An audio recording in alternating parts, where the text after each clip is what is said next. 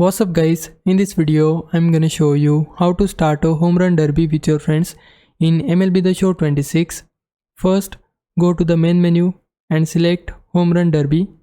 From here, select online versus friends to start setting it up. Next, pick any team and choose your player. You can go with anyone you like, for example Aaron. After that, select the stadium you want to play in. Make sure you remember this because your friend will need to choose the exact same stadium to join your lobby. You can also press square on PlayStation or X on Xbox to randomize the stadium if you want.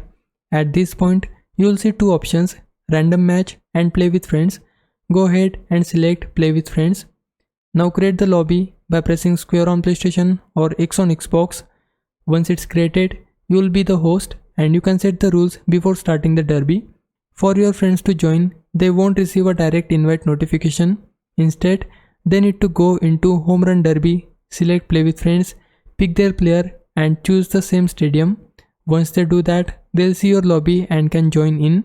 After everyone joins, adjust the settings if needed and start the Home Run Derby. That's how you set up and play a Home Run Derby with friends in MLB The Show 26. Hope this helps. If it did, please like this video and subscribe my channel. For now, thanks for watching. Bye bye.